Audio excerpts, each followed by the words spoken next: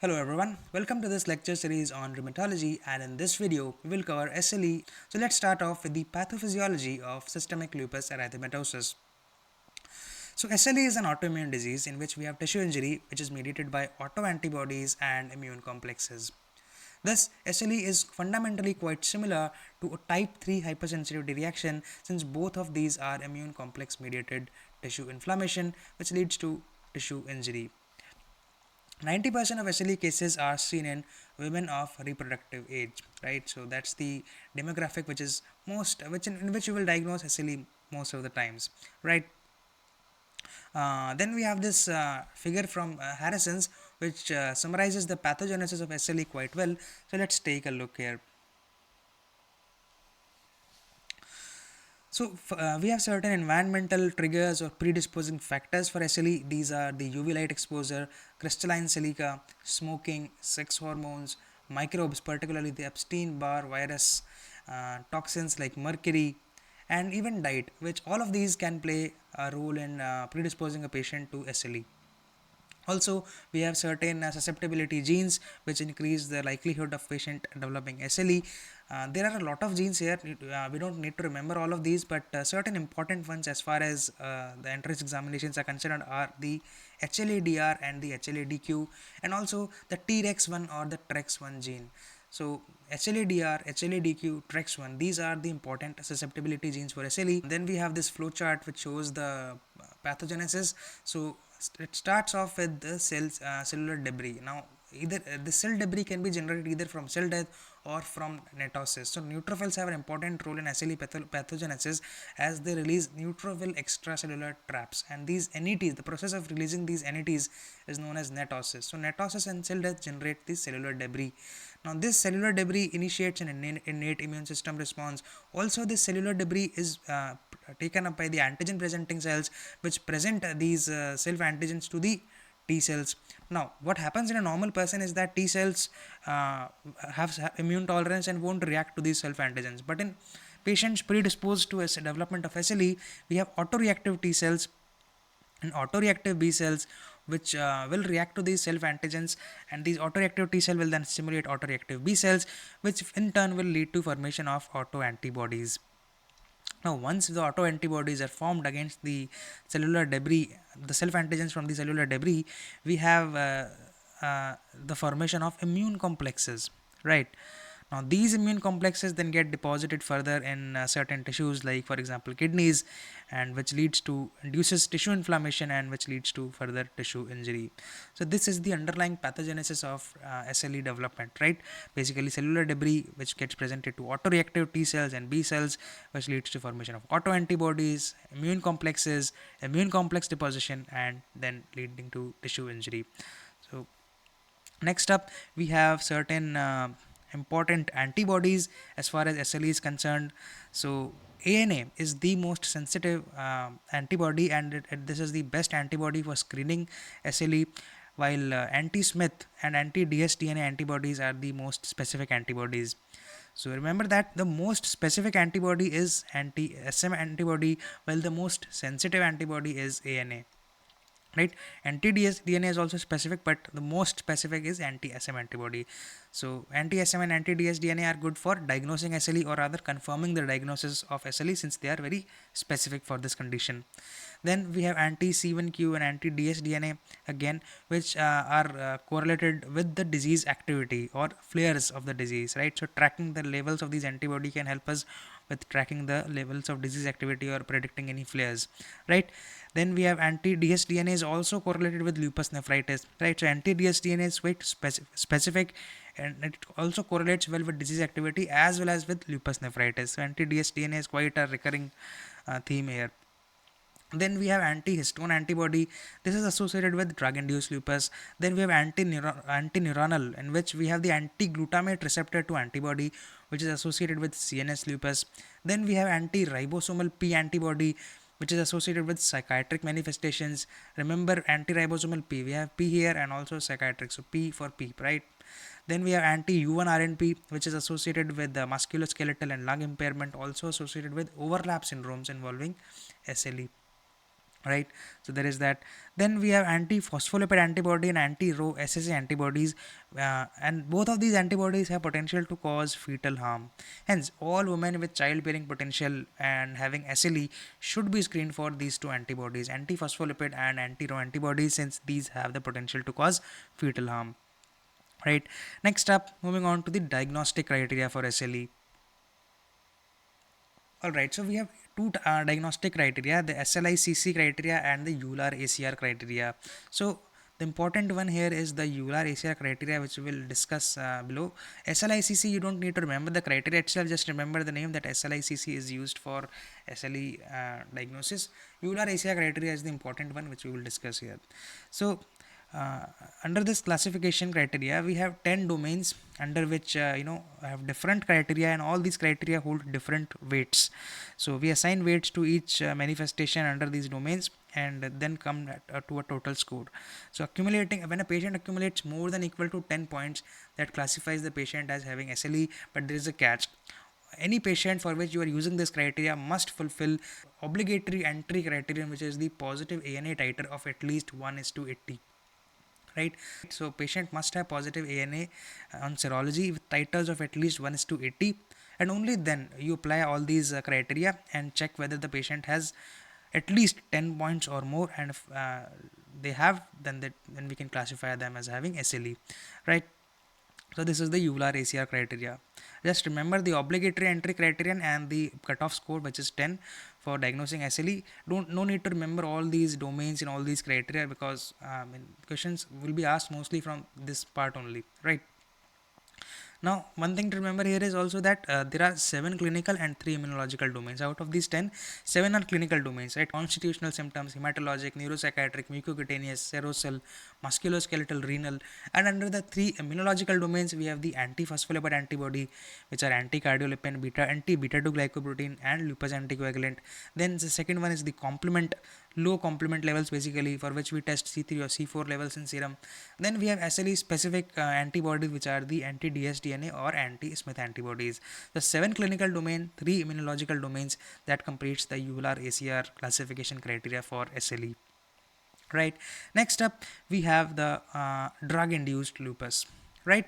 So drug induced lupus is a specific variant of SLE, and it is a bit different from SLE in certain aspects. So drug induced lupus affects mostly elderly population, right? And that too in a ratio, female to female ratio of 1:1, compared from SLE, which affects mostly young individuals, and that too overwhelmingly female population. The young adult females are the target demographic in SLE, while drug induced lupus is affects elderly population, and males and females are equally affected. Then, as far as organ involvement is concerned, drug-induced lupus affects mainly the skin. There are only mainly cutaneous manifestations. Organ involvement as such is rare. While SLE, as the name suggests, is systemic in nature. It can affect pretty much any and all organs in the body, right? So it can affect multiple organs. Then SLE is associated with low complement levels, reduced C3, C4 level. It is one of the criteria as well in the ULAR ACR system. But drug-induced lupus is associated with normal complement levels, right? Then in terms of antibodies, both SLE and drug-induced lupus have anti-nuclear antibody, right? So this is common for both, but SLE is associated with anti-dsDNA antibodies, while drug-induced lupus is associated more commonly with the anti-histone antibodies. So that too we have studied earlier, that anti-histone bodies are a feature of drug-induced lupus, while anti-dsDNA is quite specific for SLE. So this completes. Okay, one more thing: which are the drugs causing drug-induced lupus, right? So there are a lot of drugs which can cause drug-induced lupus, right? Now it's not possible to remember each and every one of these. The important ones I have made a mnemonic, which is SHIP. So S for sulfasalazine, H for hydralazine, I for isoniazid, and from P we have 3 drugs: procainamide, propylthiouracil, and phenytoin. So these 5-6 drugs are all that you have to remember for as the drugs which cause drug-induced lupus, and we are good for the most part, right? Then also another part is another important point is, in drug-induced lupus, ANA usually appear before symptoms, right? And in many cases, many of the medications mentioned above might induce ANA in patients who never develop symptoms of DIL, right? So many times what happens is that after taking these drugs, patients might show ANA on serology, right? So they have anti-nuclear antibodies, but they never go on to develop symptoms of drug induced lupus per se, right? So they are only antibody positive, but they never develop symptoms of DIL, right? So this is sort of an important point to remember. That's pretty much it. So this covers drug induced lupus as well. So this completes the first part of our discussion, the pathophysiology of systemic lupus erythematosus. Alright, so let's begin with the clinical manifestations of SLE. So here what's important is to remember the most common manifestation in each organ system, right? This is what the questions are framed around. So basically in SLE, the systemic symptoms like fatigue and myalgias, arthralgias are the most common, and they are present most of the time, right? Severe systemic illness requiring high dose steroid therapy can occur with fever, frustration, and all these systemic symptoms along with or without other organ targeted manifestations, right? So underlying systemic illness is the most common theme, while organ targeted manifestations can be present or cannot be present, right? Also, approximately 85% of patients have continuing active disease on treatment, right, with one or more flares of active disease annually.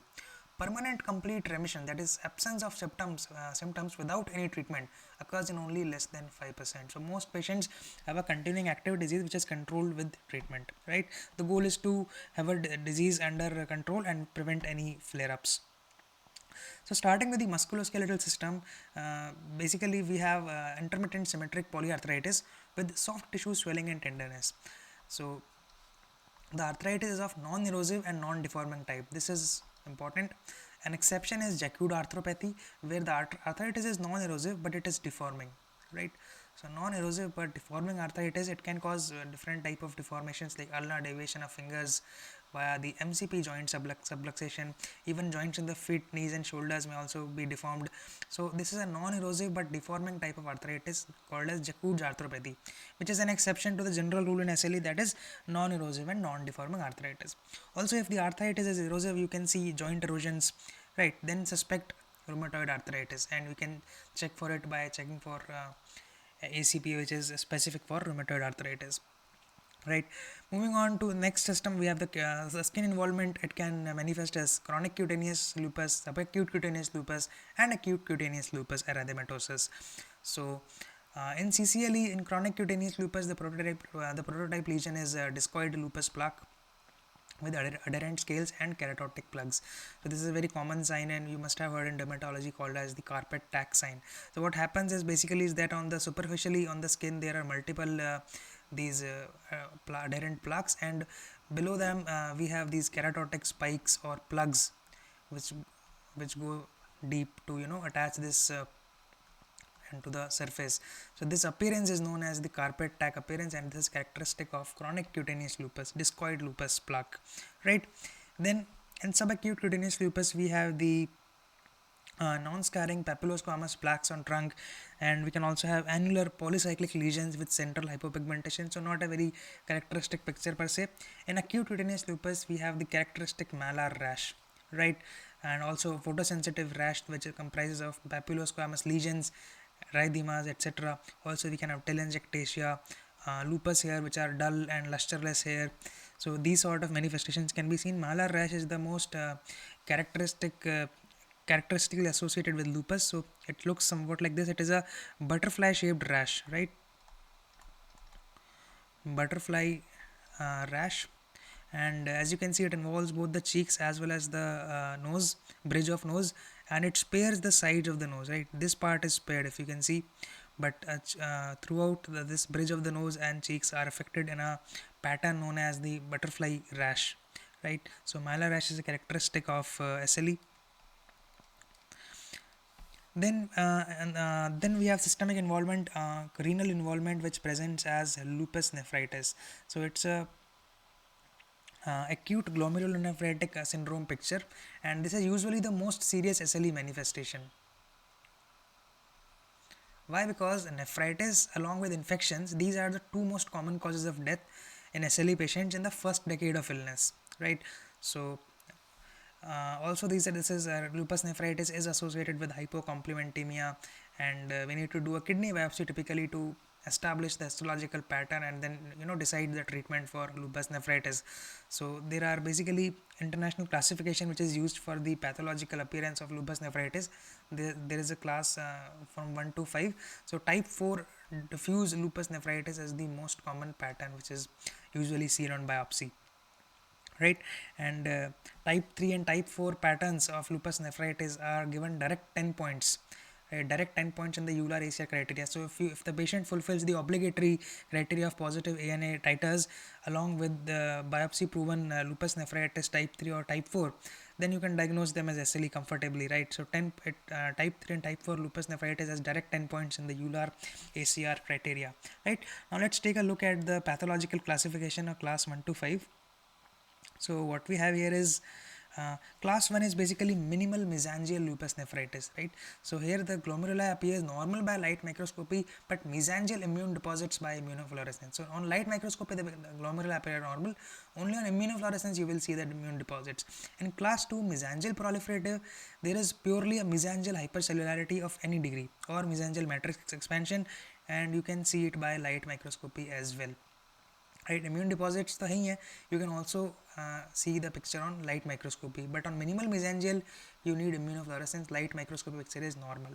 And class 3, which is focal lupus nephritis, basically there is active, inactive, focal, segmental or global endo or extracapillary glomerular nephritis involving less than 50% of glomeruli, right? So in focal lupus nephritis, less than 50% of the total glomeruli are involved, right? While compared with diffuse lupus nephritis, basically it is involving more than 50% of all glomeruli. So the term focal itself means involving less than 50% of all glomeruli, and diffuse means involving more than 50% of all glomeruli. So, and again, diffuse lupus nephritis can also be of two types: diffuse segmental and diffuse global, right? Diffuse segmental, when more than 50% of the involved glomeruli have segmental lesion, while in diffuse global they have global lesion. Basically segmental lesion is one in which less than half of the glomerular tuft is involved, while a global lesion is one in which more than one half of the glomerular tuft is involved, right? So this much detail is not important. Just remember that in focal lupus we have less than 50% glomeruli involved, and in diffuse lupus more than 50% glomeruli are involved, right? And also this characteristic pathognomonic lesion, which is diffuse wire root deposits. So these are seen in class 3 or class 4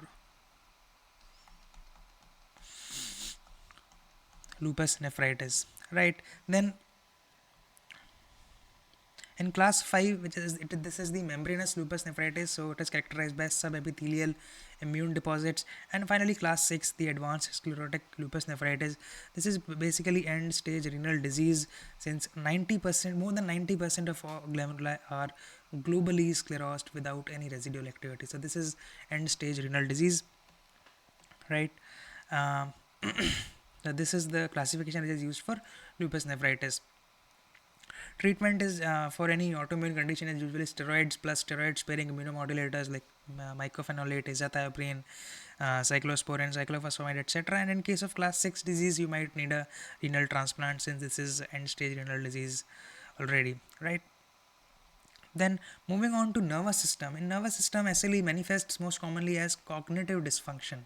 This is the most common manifestation of the CNS lupus, and along with that, they can, in case of SLE failures, it can also manifest as excruciating headaches, seizures, and even psychosis can be there, right?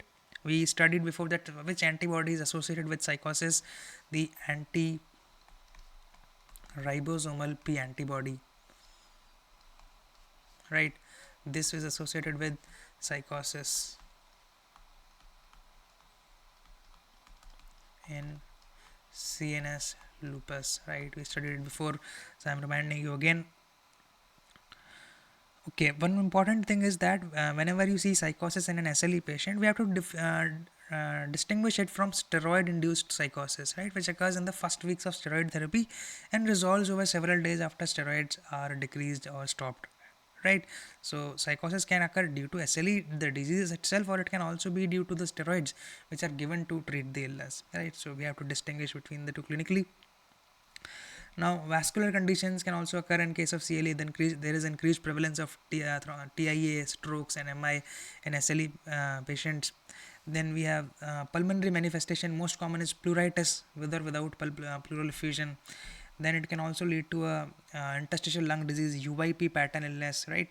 Then pulmonary artery hypertension can also be seen in a small percentage of patients. In case of um, cardiac cardiac condition, the most common illness is pericarditis, right? Just like pulmonary, most common is pleuritis, here it is pericarditis, right? And okay, the CVS conditions are the most common cause of death after a decade in SLE patient. This is important. In the first decade, infections and nephritis was the most common cause of death, but after a decade, CVS conditions are the most common of cause of death in SLE patients, right? Next, in hematological abnormalities, we have anemia, leukopenia, thrombocytopenia. So anemia is the predominant picture, which most common type of anemia is normochromic normocytic anemia, right? And this is due to anemia of chronic disease, which impairs the iron utilization, right? And there can also be hemolytic anemia, autoimmune hemolytic anemia, which is of warm AIHA type, right? Then GI and liver, again we have the common manifestations are nausea, vomiting, diarrhea, and which can be seen during an SLE flare. Then diffuse abdominal pain can also be caused by autoimmune peritonitis and or intestinal vasculitis, uh, which the intestinal vasculitis itself can be a life-threatening condition because it can lead to complications such as perforation, ischemia, bleeding, GI bleeding, and sepsis. And liver also, LFT, you will see AST and ALT elevation, right? So these are some general points. Most common manifestation is nausea, vomiting, and diarrhea, right, due to flaring of SLE. There can also be ocular symptoms, Sicca syndromes, basically dryness of eyes. Then we have non-specific conjunctivitis, episcleritis. So these are the common manifestations. They are not usually vision, they do not usually threaten vision, but in contrast, conditions like retinal vasculitis and optic neuritis, which can also occur along with SLE. Now these are serious manifestations and can lead to blindness, right? So although the common ones are benign, like Sicca syndrome, conjunctivitis, episcleritis, right? So this table is from Harrison's, and it summarizes the most common manifestations from each system. Musculoskeletal, we saw arthralgias, myalgias are the most common. Cutaneous, malar rash, photosensitive rash, these are the most common. Hematologic, anemia of chronic disease. Neurologic, as you saw, cognitive dysfunction is the most common manifestation. In cardiopulmonary, pleuritis, pericarditis, and serous effusions are the most common manifestation. Okay, so in renal system we have proteinuria more than 500 mg per 24 hours, cellular casts, basically nephritis picture. This is the most common manifestation. Outright nephrotic syndrome is less common. Nephritis picture is the most common manifestation. In GI, non-specific complaints like nausea, diarrhea, pain, etc. are common. Liver abnormal LFT picture can be seen. And ocular, we saw thrombosis, arteriovenous thrombosis. Ocular Sicca syndrome and conjunctivitis, episcleritis are the common manifestations, right? So these are the most common clinical manifestations of SLE as we see, right? So that completes the second section, which was the clinical manifestation. Now moving on to the third section. Alright, so let's begin with the management of SLE. So for SLE management, we advise some general measures to all patients like sun protection, exercise, no smoking, balanced diet, vaccinations, normal body weight, and controlling blood pressure, lipid profile, glucose, etc. Right now, in patients who have antiphospholipid antibodies positive or antiphospholipid syndrome along with SLE, we can also advise aspirin along with the vitamin K antagonists like warfarin, right? Now coming to SLE, first line drug of choice is hydroxychloroquine. It is prescribed to all patients with SLE unless contraindicated. Right, along with HCQ, we can also start steroids if needed. Short-term use is usually done to control active disease and control flare-ups, and thereafter the steroids are tapered to less than 5 mg per day as quickly as possible and even discontinued if possible. So HCQ plus steroids is the treatment of choice. Along with that, we can also use some steroid-sparing immunomodulators, especially in moderate to severe disease like methotrexate, azathioprine, MMF, belimumab, and all these other monoclonal antibodies and cyclosporin, etc. to control the illness. The goal of treatment is to either achieve remission or to achieve low disease activity. So criteria for remission is SLEDAI score of SLEDAI score of 0 with the daily hydroxychloroquine and steroid dose of less than 5 mg per day. And low disease activity is defined as SLEDAI score of less than equal to 4 with the daily hydroxychloroquine and steroid dose of less than 5 mg per day. Along with these, certain other immunomodulators being used at stable tolerable dose to the patient. Coming on to the classification of disease, we have three classification: mild, moderate and severe. So mild disease is basically constitutional symptoms which are like fatigue, arthralgia, myalgia, fever, along with the mild arthritis and vasculitic rash covering less than 9% of body surface area. Moderate disease has all the features of mild disease plus vasculitic rash covers 9 to 18% of body surface area, and arthritis features are also severe, somewhat severe, like joint stiffness, severe joint pain, uh, etc. Severe disease, on the other hand, has organ threatening manifestation like liver failure, renal involvement, etc. And vasculitic rash also covers more than 18% of the body surface area. So, this is the mild, moderate, and severe classification of SLE. Yeah. Yeah, SLEDAI score, as we talk about, is basically SLE Disease Activity Index, right? SLEDAI. So SLEDAI score or SLEDAI score is the score to assess the level of improvement the patient has achieved after starting treatment. So it's basically list of different criteria with assigned weights, like Caesar has assigned weight of 8, visual disturbance 8, arthritis 4. So no need to remember all these criteria along with their weights. What's important is the cutoff, that for low disease activity we use a SLEDAI cutoff of 4, while for remission a score of 0 is taken as the criterion, right? Now we have the prognosis. Poor prognosis is usually associated with high serum creatinine, hypertension, nephrotic syndrome, anemia, hypoalbuminemia, hypocomplementemia. So if any of these condition is present at the time of diagnosis of SLE, then those are associated with poor prognosis for the patient. Apart from that, anti-phospholipid antibody positivity and male sex, these are two criteria, poor prognostic factors which you have to remember. These are quite self-explanatory, that these will be associated with poor prognosis. Male sex and antiphospholipid antibody being present are the two which you have to remember. Then disability in patients with SLE is common due primarily to chronic fatigue, arthritis, pain, as well as renal disease. So these are the most common cause of disability. Most common cause of death in first decade of disease is infections, renal failure and systemic disease. So renal failure and infection are the major cause of mortality in first decade of disease, while overall most common cause of death in SLE, or the most common cause of death after the first decade of disease, is severe disease or thromboembolic event, right?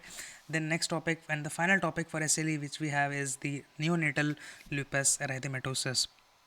So neonatal lupus is nothing but it is seen in infants of mothers with autoantibodies, anti-Rho and anti-LA antibody due to passive transplacental transfer of maternal antibodies, right? Most common manifestations which you will see in the infant or the neonate are cutaneous manifestation with erythematous scaly eruption on face and periorbital skin called as the raccoon sign, which is seen in 50% of infants, and it can be exacerbated by UV exposure.